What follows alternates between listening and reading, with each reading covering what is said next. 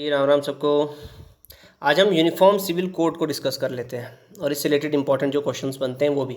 Uniform civil code के ऊपर जो सबसे मोस्ट फ्रिक्वेंटली जो क्वेश्चंस आ सकते हैं आपको एग्जाम में, पहले तो सबसे पहली बात ये कि यूनिफॉर्म सिविल कोड हमारे संविधान के किस आर्टिकल में दिया हुआ है। ये दिया हुआ है आर्टिकल 44 में, ठीक है। और याद रखने के लिए, उनकी भी चार तो हमारी क्यों नहीं चार। अगर मुसलमान चार शादी कर सकता है तो हम क्यों नहीं, हिंदू क्यों नहीं चार शादी। याद रखने के लिए है, पता चला शादी करने चले गए, ठीक है। उनकी भी चार तो हमारी भी चार, याद रखने के लिए कि यूनिफॉर्म सिविल कोड का आर्टिकल है 44, आर्टिकल 44। और ये जो आर्टिकल 44 है ये डीपीएसपी का पार्ट है। डीपीएसपी की फुल फॉर्म होती है directive principle of state policies, यानी कि राज्यों को अपनी नीतियां बनाने के लिए कुछ दिशा निर्देश दिए गए हैं। दिशा निर्देश, डायरेक्टिव दिए गए हैं और उन प्रिंसिपल्स पे, उन दिशा निर्देशों पे चलना है सरकार को, या फिर चलने की कोशिश करनी है। कोशिश क्यों? क्योंकि जो डीपीएसपी हैं ये, इनके बारे में सबसे इंपॉर्टेंट आपने याद रखना है कि DPSP are not enforceable, not enforceable in court of law. यानी आप सरकार को विवश नहीं कर सकते कि आर्टिकल 44 को इंप्लीमेंट करवाओ। क्यों? क्योंकि जो डीपीएसपीज होते हैं ये एक दिशा निर्देश है कि आपको ऐसा ऐसा करना चाहिए, जरूरी नहीं है कि सरकार ऐसा ही करे। क्यों? क्योंकि उस समय देखा गया कि क्या सरकार की ये सब करने की औकात है। आर्टिकल 36 से लेकर आर्टिकल 51 तक बहुत सारे डीपीएसपी दिए गए हैं, ठीक है। एक एग्जांपल के लिए मैं आपको एग्जांपल देता हूं। आर्टिकल 45 में कहा गया था कि सरकार को 6 से लेकर 14 साल तक कंपलसरी फ्री एजुकेशन देनी है। लेकिन क्या आज़ादी के समय भारत की औकात इतनी थी कि वो 6 से लेकर 14 सबको बच्चों को पढ़ा सके फ्री में? नहीं थी। लेकिन जब हमारी औकात होगी, अटल बिहारी वाजपेयी में 2002 में एक अमेंडमेंट लाई, 86 अमेंडमेंट, और आर्टिकल 45 जो कि डीपीएसपी का आर्टिकल था, इसको डाल दिया फंडामेंटल राइट में, आर्टिकल 21A में। तो डीपीएसपी को कहा इसलिए रखे गए हैं कि ऐसा होना तो चाहिए, लेकिन ये होगा धीरे धीरे, जब स्टेट की औकात हो जाएगी उसको करने की, जब हमारी जो सोसाइटी है वो उसको स्वीकार कर ले। तो आर्टिकल 44 भी इसलिए डाला गया है हमारे संविधान में कि जब हमारी सोसाइटी को लगे कि अब समय सही आ गया है, तब पूरे देश में एक यूनिफॉर्म सिविल कोड होना चाहिए, तब वो ला सकती है, ठीक है। ये एग्जाम रिलेटेड कुछ एक इंपॉर्टेंट पॉइंट है। डीपीएसपी कौन से पार्ट में है, आर्टिकल 40 कौन सा, डीपीएसपी का कौन सा आर्टिकल जो है वो यूनिफॉर्म सिविल कोड से रिलेटेड है, और क्या यूनिफॉर्म सिविल कोड या फिर DPSP code of law enforceable है? तो नहीं, इन्फोर्सेबल नहीं है। अब आगे की जो ज्ञान है वो आगे पेलते हैं हम लोग। तो आगे का ज्ञान जो है वो हम ऐसे पेलते हैं कि यूनिफॉर्म क्या होता है, वो तो कुछ समझाने की जरूरत नहीं है, जो सब जगह एक जैसा है। हिंदुओं के इसके लिए भी एक है, रिलीजन, रेस, रीजन, सब के हिसाब से ऐसा कानून जो सबके लिए बराबर एप्लीकेबल है। कोड क्या होता है ये मैं आपको समझाता हूं कि जो कलेक्शन ऑफ लॉज होते हैं ना, उन्हें कोड कहते हैं। जैसे मान लो ये कुछ एक मुद्दे, मैरिज से संबंधित मुद्दे, डाइवोर्स से संबंधित कानून, मेंटेनेंस, एडॉप्शन, सक्सेशन, इनके मान लो मैरिज का एक कानून होगा, डाइवोर्स का एक कानून, मेंटेनेंस के एक कानून, एडॉप्शन, सक्सेशन, तो 4-5 कानून हुए ना ये, ठीक है। तो ये एक ही किससे, पब्लिक, ये पर्सनल लॉ से संबंधित कानून है, फैमिली लॉ से संबंधित कानून है। इनको जब हम इकट्ठा एक जगह लिख देंगे ना, वो हो गया इन लॉज का कोडिफिकेशन। समझ गए कोडिफिकेशन क्या हुआ? तो लॉज को जब हम कलेक्टिवली एक जगह लिख देंगे तो वही हो जाएगा कोड। तो यूनिफॉर्म सिविल कोड लेकर आना है। अब सिविल क्या, सिविल समझने से पहले हम क्रिमिनल समझेंगे। देखो किसी को चाकू मार दोगे, किडनैप कर दोगे, मर्डर कर दोगे, मुक्का मार दोगे, तो ये सब क्या हो जाएगा? ये हो जाएगा क्रिमिनल मामले। जो क्रिमिनल मामले है ना, उन्हें माना जाता है सोसाइटी के अगेंस्ट क्राइम किया आपने। जैसे मान लो रमेश ने अगर सुरेश का मर्डर किया ना, तो ये जो रमेश के अगेंस्ट केस चलेगा ये इस प्रकार चलेगा, स्टेट वर्सेस रमेश। यानी रमेश ने जो क्राइम किया वो सिर्फ अकेले सुरेश को नहीं मारा, उसने सोसाइटी के अगेंस्ट क्राइम किया है। सोसाइटी के लिए खतरा है, रमेश जेल में डालो इसको, तो पूरी सोसाइटी स्टेट के रूप में इसके अगेंस्ट लड़ेगी, ठीक है। तो लेकिन जो सिविल मामले हैं वो सोसाइटी के अगेंस्ट क्राइम नहीं माने जाते, वो दो लोगों के बीच के क्राइम है, ठीक है। और हमारे पास यूनिफॉर्म सिविल क्रिमिनल कोड पहले से है, इसकी टेंशन ही नहीं है। आफ्ताब ने अगर श्रद्धा को मारा 40 टुकड़ों में, तब भी उसको इतनी सजा मिलेगी। किसी रमेश ने मारा होता तब भी उतनी ही सजा मिलती। क्यों? क्योंकि यूनिफॉर्म क्रिमिनल कोड हमारे पास है। बहुत बढ़िया। तो फिर क्या नहीं है हमारे पास? यूनिफॉर्म सिविल कोड नहीं है क्या? हाँ, फैमिली के मामले में नहीं है, लेकिन बहुत सारे मामलों में है भी यूनिफॉर्म सिविल लॉ हमारे। जैसे प्रॉपर्टी के लॉ है, कॉन्ट्रैक्ट्स के लॉ है, बिजनेस के लॉ है, इसमें हमारे पास ऑलरेडी यूनिफॉर्म कानून है। जैसे मान लो रमेश ने अगर सुरेश से कॉन्ट्रैक्ट तोड़ दिया ना, तो रमेश और सुरेश के बीच में केस चलेगा, रमेश वर्सेस सुरेश, ना कि स्टेट वर्सेस रमेश या सुरेश। क्यों? ये स्टेट का मामला नहीं है, रमेश और सुरेश के बीच का मामला है, इसलिए सिविल मामला है। और कॉन्ट्रैक्ट तोड़ा है तो अगर चाहे कोई आफ्ताब जो है वो किसी सलमान या फिर सुरेश का कॉन्ट्रैक्ट तोड़ेगा, उसको भी बराबरी सजा मिलेगी। क्यों? क्योंकि यूनिफॉर्म सिविल लॉ इन मामलों में भारत में है। किस मामले में नहीं है? फैमिली मामलों में या फिर पर्सनल जो मामले हैं, पर्सनल लॉज है ना जो भारत के पर्सनल लॉज, वो जो हैं वो रिलीजन वाइज भारत में चेंज हो जाते हैं। अब देखो पर्सनल मामले क्या होते हैं? पर्सनल मामले शादी, डाइवोर्स, मेंटेनेंस क्या, मान लो लाड़ी को या फिर लाड़ा या लाड़े ने लाड़ी छोड़ दी, लाड़ी कोर्ट से मेंटेनेंस मांग सकती है उससे, ठीक है। अब ये हिंदू लाड़ी तो मांग सकती है, मुस्लिम लाड़ी नहीं मांग सकती। अडॉप्शन के कानून अलग अलग है, सक्सेशन या इनहेरिटेंस के कानून अलग अलग है, ठीक है। मान लो जो हिंदू महिला है वो अपने बाप की प्रॉपर्टी में पूरा हक मान सकती है, लेकिन मुस्लिम लड़की अपने बाप की प्रॉपर्टी में पूरा हक नहीं मान सकती, उसको सिर्फ 1/3 मिलेगा। क्यों? क्योंकि कुरान में इतना ही लिखा हुआ है, ठीक है। और जो हिंदुओं के जो ये सारे कोड है ना, ये कोडिफाई, ये जितने भी कानून है ये कोडिफाई हो चुके हैं। 1955 में हिंदू मैरिज एक्ट आया, 1956 में हिंदू सक्सेशन एक्ट, 1900 ऐसे Hindu minority and guardianship act आया 1956 में। 1956 में ही आया वो Hindu adoption and maintenance act, माने कि ये सारे जो है ना मैरिज के ऊपर, डाइवोर्स के ऊपर, मेंटेनेंस, अडॉप्शन, सक्सेशन के ऊपर, सब के ऊपर अलग अलग कानून आ गए और सबको इकट्ठा मिला के हम क्या बोल देंगे? इनको हिंदू कोड, ठीक है। हिंदू सिविल कोड है ये आपके सामने क्या है? Hindu civil code. अब लोगों को जो हम लोग मांग रहे हैं ना यूनिफॉर्म सिविल कोड, वो ऐसा क्यों बोल रहे हैं? हम ये मांग रहे हैं कि हिंदुओं को तो हिंदू सिविल कोड है, ठीक है। और भारत में जो हिंदू सिविल कोड है ना, इसमें और भी रिलीजन शामिल हो जाते हैं, जैसे कि हिंदू, इसमें जैन भी, जैन, बुद्धिस्ट, सिख, ये भी हिंदू में शामिल है।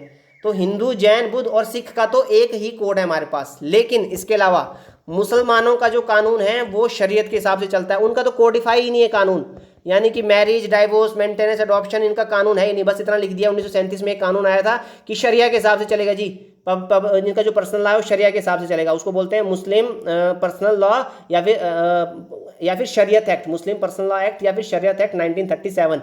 तो मैरिज, डाइवोर्स यहाँ पे काजी तय करता है इनका कि मैरिज का क्या हिसाब है, डाइवोर्स का क्या हिसाब है, मेंटेनेंस, अडॉप्शन, काजी अपने हिसाब से केस टू केस तय करेगा। क्यों? क्योंकि कोडिफाई नहीं है, सारे मामले इकट्ठे एक जगह किए ही नहीं है। ऐसी जो क्रिश्चियंस है उनका बिल्कुल अपना अलग चलता है, पारसियों का बिल्कुल अपना अलग चलता है। जैसे पारसियों का क्या सिस्टम है? पारसियों में अगर लड़की जो है वो अपने बाप की मर्जी के अलावा किसी नॉन पारसी से शादी कर लेती है ना, किसी नॉन पारसी से, तो उसको प्रॉपर्टी का राइट सारा खत्म। लेकिन हिंदू अगर बिना मर्जी के अपने माँ बाप की अपने किसी और से शादी करती है तो वो तब भी क्लेम कर सकती है, पारसी नहीं कर सकती। क्यों? क्योंकि पारसियों का कानून बिल्कुल अलग है, ठीक है। उनके जो सिविल पर्सनल लॉज है बिल्कुल अलग है। क्रिश्चियन क्या अलग है? क्रिश्चियन में डाइवोर्स बहुत मुश्किल हो जाता है, अगर क्योंकि क्रिश्चियन में डाइवोर्स को अच्छा नहीं मानते, तो अगर पति पत्नी सहमत है तभी वो डाइवोर्स ले पाते हैं। डाइवोर्स का तो चलो हिंदुओं का भी ऐसा ही है। तो हमें क्या पता चल रहा है? बहुत ही कन्फ्यूजन है। हिंदुओं का कानून अलग है, मुसलमानों का अलग है, सिखों का अलग, सिखों का तो चलो हिंदुओं जैसा ही है, हिंदुओं, पारसियों और क्रिश्चियनों का अलग अलग है इस देश में। और मैरिज का, डाइवोर्स का, ये सब मामले अलग अलग, इनको एक करना चाहते हैं। तो जनता क्या चाहती है? अभी जैसे मोदी जी ने जिन खोला यूनिफॉर्म सिविल कोड का, तो अगर यूनिफॉर्म सिविल कोड क्या आ जाएगा? तो भारत में सिर्फ एक ही मैरिज एक्ट होगा, एक ही डाइवोर्स एक्ट होगा, एक ही मेंटेनेंस एक्ट होगा, एक ही अडॉप्शन एक्ट होगा और एक ही सक्सेशन एक्ट होगा इनहेरिटेंस का। यानी हिंदुओं के लिए अलग नहीं होगा, मुसलमानों के लिए शादी के कानून अलग नहीं होंगे, ठीक है, पारसियों के लिए शादी के कानून अलग नहीं होंगे, सबके लिए एक एक होंगे। अब यूनिफॉर्म करना है तो क्या तरीके हैं? 2 तरीके हैं। देखो, हिंदुओं को 1 अलाउड है शादी, मुसलमानों को 4 अलाउड है। तो अब यूनिफॉर्म कैसे करेंगे? या तो हिंदुओं को भी 4 कर दो या मुसलमानों को भी 1 कर दो। अब हिंदुओं को भी 4 करने वाली बात तो थोड़ी सोसाइटी या फिर सिविलाइजेशन के अगेंस्ट हो जाएगी, वो है ना, ऐसा हो गया है कि हम फिर से पशुता की तरफ जा रहे हैं। तो अगर हम एक प्रोग्रेसिव सोसाइटी होगा तो बेस्ट क्या होगा कि उनकी भी 4 है तो हमारी भी उनकी 1, हमारी 1 है तो उनकी भी 1 करो। अब ये इसलिए नहीं कि हिंदुओं को 1 ही मिल रही है तो इसलिए मुसलमानों को भी 1 करो, नहीं, ये इशू हिंदू वर्सेज मुस्लिम का होना ही नहीं चाहिए। ये इशू होना चाहिए जेंडर इक्वालिटी का, सोसाइटी का। सोसाइटी में जो डिस्क्रिमिनेटरी लाज है, सोसाइटी में जो डिस्क्रिमिनेशन है, उसे खत्म करना है ना हम लोगों को ऐसा थोड़ी है कि हिंदू और मुसलमानों को आपस में लड़ाना है, नहीं, हमारा इशू है जेंडर इक्वालिटी का और सोशल इक्विटी का, ये हमारा मुद्दा होना चाहिए, ठीक है। तो अगर ऐसा हो जाता है तो बहुत बढ़िया हो जाएगा। ये हिंदू कोड बिल है, ठीक है। अच्छा, इसमें सबसे एक एग्जांपल जो आता है ना मुसलमान लड़कियों के साथ अत्याचार का, एक शाहबानो करके बंदी थी। बंदी तो क्या थी, 70 साल की बुढ़िया थी बेचारी, 40 साल से शादी की हुई थी इसने एक बंदे के साथ। तो इसके बंदे ने इसको 40 साल बाद डाइवोर्स दे दिया, जबकि इसके 5 तो चुन्नू मुन्नू थे। उसके बाद 72 साल की उम्र में इसको डाइवोर्स हो गया।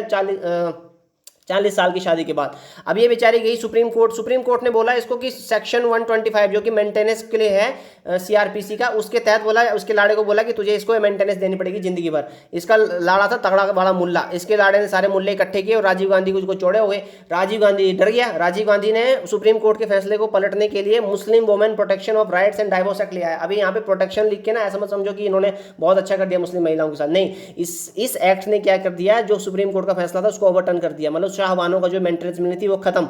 शाहबानों ही नहीं, फिर उसमें कैटेगरिकली लिख दिया गया कि भाई साहब जो मुस्लिम महिला है वो मेंटेनेंस क्लेम नहीं कर सकती 3 महीने के अलावा। क्यों? क्योंकि शरीयत जो है सिर्फ 3 महीने का लॉ करता है। ठीक, तो एक जो बहुत ही प्रोग्रेसिव और अच्छा फैसला था उसको ओवरटर्न कर दिया। इस पर बहुत ज़्यादा क्रिटिसाइज किया जाता है राजीव गांधी को। तो आज देखो जो मैं बता रहा था, अगर जैसे जो प्रधानमंत्री मोदी ने कुछ दिनों पहले बात करी थी, अगर यूनिफॉर्म सिविल कोड लागू हो जाता तो क्या हो जाता है, सारे पर्सनल लॉज जो है ना अलग अलग सब खत्म हो जाएंगी। जैसे मैंने बोला हिंदुओं का अपना अलग है, भी सिखों क्रिश्चियनों का अलग है, पारसियों का अलग है, ठीक है, मैरिज का, डाइवोर्स का, ये सारे एक हो जाएंगे। मैरिज का पूरे देश में एक ही कानून होगा, डाइवोर्स का पूरे देश में एक ही कानून होगा, मेंटेनेंस का पूरा देश में एक ही कानून होगा। ऐसा नहीं होगा कि हाँ हिंदू महिला तो मेंटेनेंस क्लेम कर पा रही है, मुस्लिम महिला नहीं कर पा रही, जैसे कि शाहबानो बेचारी नहीं कर पाई। क्यों? क्योंकि यूनिफॉर्म सिविल कोड नहीं है भारत में। जब आ जाएगा तो सबका सिर्फ एक ही कानून हो जाएगा, यूनिफॉर्म सब जगह पर। देखो सुनने में तो बहुत अच्छा लग रहा है, ठीक है, और मज़ा भी आ रहा है कि एक देश में ऐसे ही होना चाहिए, एक देश में 2 कानून नहीं होने चाहिए, ठीक है, एक जैसे ही कानून होने चाहिए। लेकिन कुछ दिक्कतें हैं, इतना आसान नहीं है। क्या दिक्कतें हैं? जो इसके अगेंस्ट है ना वो बोलते हैं कि ठीक है आप जो इसके अगेंस्ट है वो बोलते हैं कि ठीक है आपको डीपीएसपी की इतनी परवाह है ना कि हाँ डीपीएसपी में लिखा है, आर्टिकल 44 में लिखा है तो आप इसको लागू करना चाहते हो। डीपीएसपी में आर्टिकल 47 भी है जो कहता है कि पूरे देश में दारू बैन कर दो भैया। तो पहले दारू तो आप लोगों को बैन करने की इतनी चूल मची नहीं है जो आप लोग इसको बैन करने को कर रहे हो। ठीक, दूसरा तर्क क्या है कि आर्टिकल 44 सिर्फ डीपीएसपी में लिखा हुआ है तो ये जरूरी नहीं है कि आप सरकार को करना ही है। आप सरकार को या फिर कोर्ट द्वारा इन्फोर्स नहीं कर सकते आर्टिकल 44 को। क्यों? क्योंकि एक डीपीएसपी है। एक ये तर्क है। और तर्क है इनका कि ये जो अगर आप यूनिफॉर्म सिविल कोड लेकर आओगे तो ये फंडामेंटल राइट्स के अगेंस्ट है। वो कैसे? क्योंकि आर्टिकल 29 जो है वो बोलता है कि सबको अपने कल्चर को बचाने की आज़ादी है। लैंग्वेज, स्क्रिप्ट, कल्चर, माइनॉरिटी अपना कल्चर बचा सकता है। तो अभी अकबरुद्दीन ओवैसी ने 2-3 दिन पहले कहा कि 4 शादियां करना, अपनी मनमर्जी से तलाक दे देना तो मुसलमानों का कल्चर है, तुम मुसलमानों के कल्चर में क्यों उंगली कर रहे हो? बात भी सही है, आर्टिकल 29 ने उनको अपना कल्चर बचाने की आज़ादी दी है। ऐसी आर्टिकल 25 बोलता है कि हमें अपना रिलीजन फ्री मस्त होकर प्रोपेगेट करना है। ठीक है, तो जब हमारा रिलीजन बोलता है कि हम 4 शादी कर सकते हैं, हम अपनी मर्जी से तलाक दे सकते हैं, तो तुम ससुरे होते कौन हो? बिल्कुल सही, आर्टिकल 25 देता है उनको आज़ादी। फिर इसके अलावा जो हमारी ट्राइबल पॉपुलेशन है वो भी नहीं चाहती। अब नागालैंड ने तो ऐसा बोला भैया अगर तुम लोग लेकर आए तो हम सबको फूक देंगे, जितने भी हमारे एमपी एमएलए है ना सबको चला देंगे। नागालैंड वाले तो ऐसा चौड़े होकर बैठे हैं। ठीक है, इसके अलावा अब हिमाचल में देखो, अगर हिमाचल के लोगों ने ऐसा कुछ बोला तो नहीं है, लेकिन हिमाचल में देखो अभी किन्नौर है, लाहौल स्पीति है, सिरमौर में हाथी कम्युनिटी है, यहाँ पर पॉलीएंड्री होती है। एक महिला एक जितने 3-4 भाई होते सबसे शादी कर लेती है, तो फिर तो वो भी लीगल हो जाएगा। फिलहाल के लिए ट्राइबल लोगों को हिंदू मैरिज एक्ट में छूट दी गई है तो वो भी खत्म हो जाएगा, यानी कि जो किन्नौर वाली शादियां हैं वो इलीगल हो जाएंगी सारी की सारी, है ना। तो शायद यहाँ से आपको ज़्यादा समझ आए, यूनिफॉर्म सिविल कोड लगेगा तो किन्नौर वालों की जो शादियां हैं कॉमन मैरिज वो खत्म हो जाएंगी, ठीक है, वो इलीगल घोषित कर दी जाएंगी। ठीक है, या फिर पुरानी रेट्रोस्पेक्टिव इफेक्ट ना हो इसका। रेट्रोस्पेक्टिव इफेक्ट यानी कि पुरानी वाली शादियां तो चलो नहीं होंगी, आगे वाली नहीं कर पाएंगे फिर ऐसी शादियाँ। ठीक है, तो और जो इसके अपोज नहीं करते, जो इसके फेवर में है यूनिफॉर्म सिविल कोड को, वो क्या कहते हैं? वो कहते हैं कि यार गोवा में तो पहले से यूनिफॉर्म सिविल कोड है।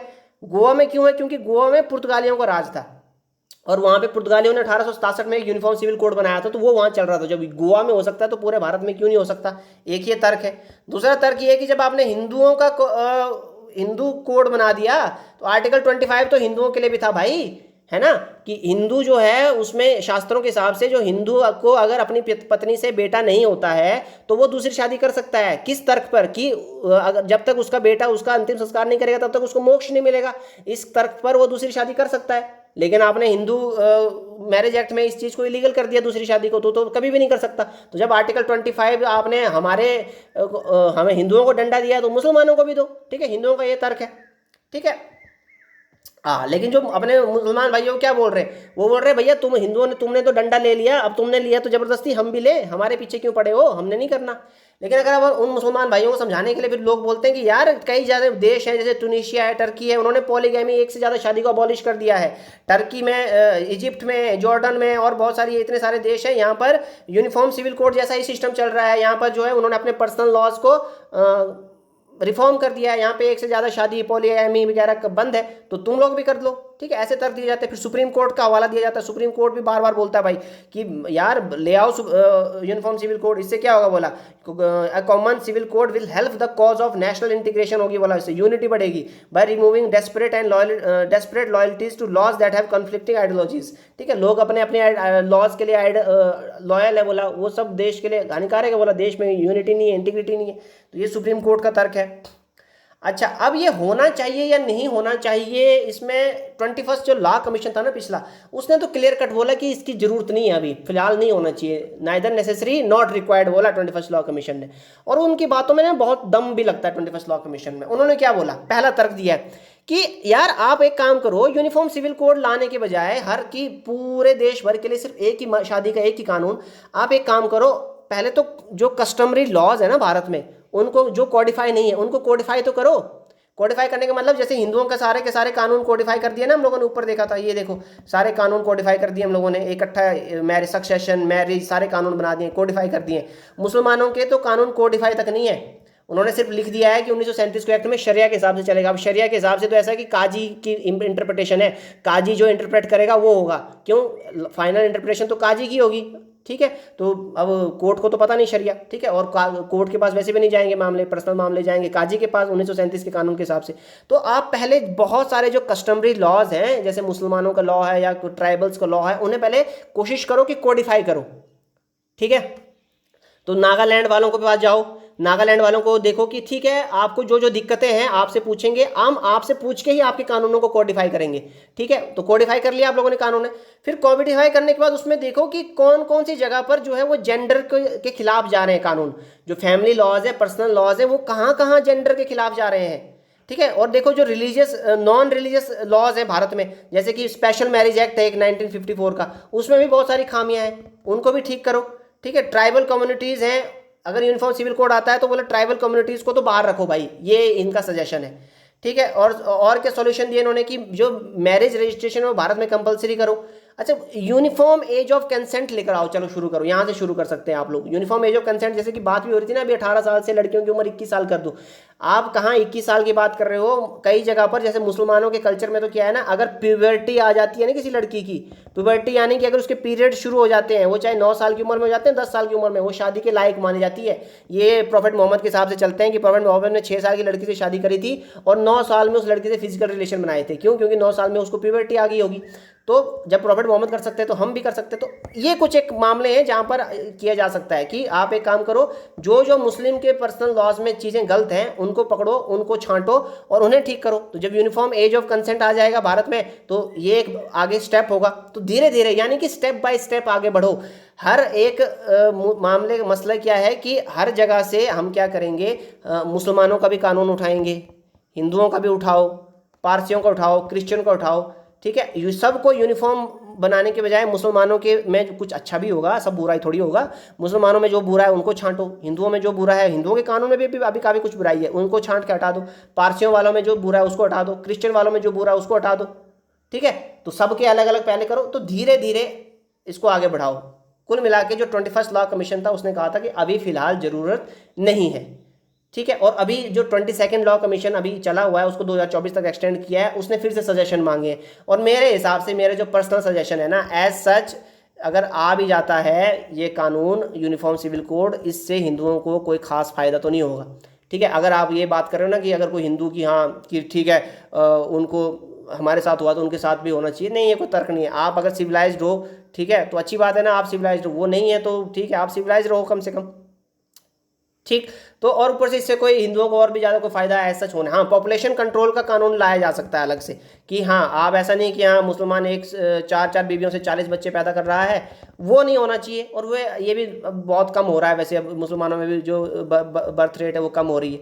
तो as such uniform civil code का कोई मुझे तो बहुत बड़ा फायदा इस देश में नहीं दिखता। उसके अलावा जो 21st लॉ कमीशन के सजेशन है ना कि सब कानूनों को पकड़ो और छांटो और देखो कि क्या जेंडर के खिलाफ है, क्या सोसाइटी के खिलाफ है, उसको हटाने की कोशिश करो, ठीक है। क्योंकि यूनिफॉर्म सिविल कोड लाना काफ़ी मुश्किल हो जाएगा, क्योंकि ट्राइबल्स की अलग से अपनी समस्याएं हैं, हिंदुओं की अपनी अलग समस्याएं हैं, ठीक है, हिंदुओं का तो चलो कोडिफाई कर दिया, हिंदुओं को तो कोई समस्या नहीं है, मुसलमानों की अपनी समस्याएं। और सबसे बड़ी बात, ठीक है, आप जब यूनिफॉर्म सिविल कोड लेकर आओगे, आप उसके बाद क्या गारंटी देते हो कि देश में दंगे नहीं होंगे और उस देश में हिंदू नहीं मारा जाएगा? आप लोगों को ठीक है मुसलमान लड़कियों की चिंता होगी, बहुत बढ़िया, मुझे तो कोई खास चिंता नहीं है। तो उनकी चिंता में अगर किसी बेचारे मेरी गाड़ी जल जाती है, मेरा घर जला देता है कोई मुसलमान बंधु आके, उसकी गारंटी कौन लेगा? ठीक है, तो यूनिफॉर्म सिविल कोड फिलहाल के लिए तो फिजिबल नहीं है मुझे, और मुझे नहीं लग रहा कि हाल फिलहाल में ये आने वाला भी है। इसके अलावा आप सबको पर्सनल लॉज को पकड़ो, उनको छांटो, उन्हें ठीक करो, वो सबसे इंपॉर्टेंट है। और एग्जाम के रिलेटेड ज़्यादा कुछ नहीं है इसमें, एग्जाम के लिए आपने ज़्यादा टेंशन नहीं लेनी, सिर्फ आर्टिकल 44 याद रखो।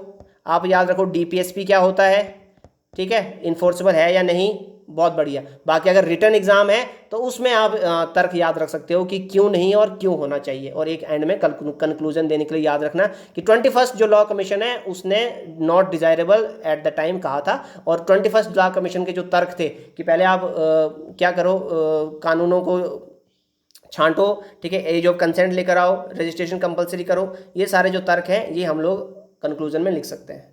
ठीक है जी, जय श्री राम।